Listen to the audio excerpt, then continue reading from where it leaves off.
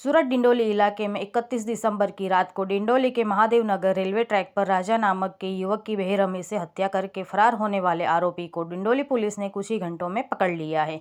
31 तारीख की रात को भुसावल उधना के रेलवे मार्ग पर राजा नामक युवक की हत्या करने वाले आरोपियों को सूचना के आधार पर नवागाम रेलवे ट्रैक से गिरफ्तार किया गया।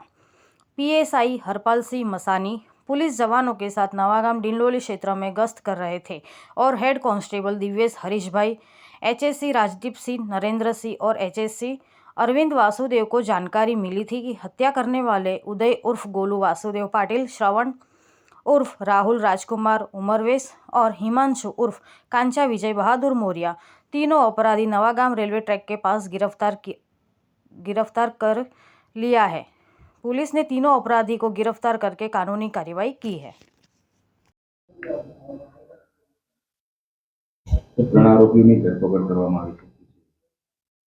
31 ડિસેમ્બરની રાત્રિના સમયે ડિંડોલી પોલીસ સ્ટેશનના નવાગામ વિસ્તારમાં રેલવેની પટરી પાસે એક મર્ડરનો બનાવ બન્યો હતો। આ ઘટનામાં હકીકત એ મુજબ છે કે આશરે 11:30ની આસપાસ એક વ્યક્તિ ઉદય ઉર્ફે ગોલુ વાસુદેવ પાટીલ આ નામનો વ્યક્તિ ત્યાં રેલવે પટરી પર બે માણસો બેસેલા હતા, એને જઈને ચપ્પુના ઘા મારે છે અને એની હત્યા નિપજાવે છે। આ બનાવના મૂળમાં જતા પોલીસને માહિતી મળી છે કે આશરે 11 વાગ્યાની આસપાસ આ ઉદય ઉર્ફે ગોલુ એ જ્યારે રિક્ષા લઈને જતો હતો ત્યારે મરણ જનાર રાજા ગાયકવાડ અને એના મિત્રો ત્યાં ઊભા હતા અને એની ઓટો રિક્ષા અટકાવી હતી અને બંને વચ્ચે ઝઘડો થયો હતો અને ગાળાગાળી થઈ હતી।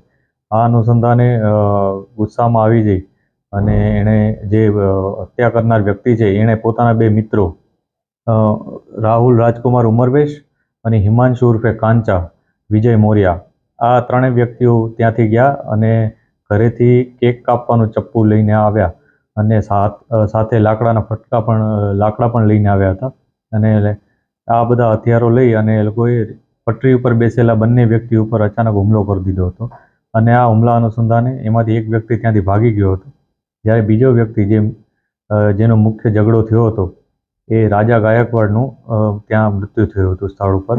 પોલીસે ખૂબ જ મહેનતથી આ બનાવને ડિટેક્ટ કર્યો હતો।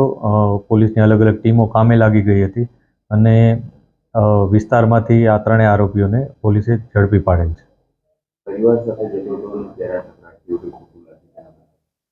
અત્યારે જે પોલીસ પાસે માહિતી છે એ મુજબ જે આરોપી છે એ પોતાના પરિવાર સાથે ઓટો રિક્ષામાં જતો હતો ત્યારે આજે ભોગ બનનાર અને એના મિત્રો ત્યાં ઊભા હતા રસ્તામાં અને રસ્તામાં ઊભા રહી અને રિક્ષા એને રોકવી પડી હતી।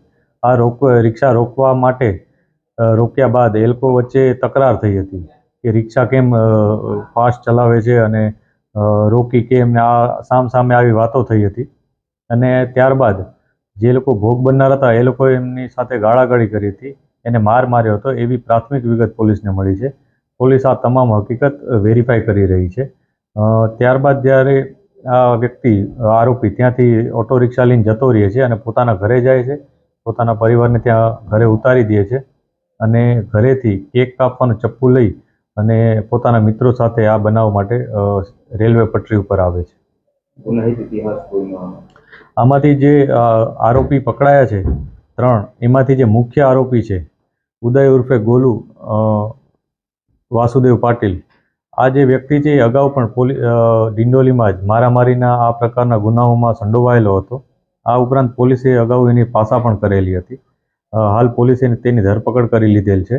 આ ઉપરાંત અન્ય જે બે આરોપીઓ પકડાયા છે એનો કોઈ ગુનાહિત ઇતિહાસ છે કે નહીં એની પણ પોલીસ અત્યારે તપાસ કરી રહેલ છે।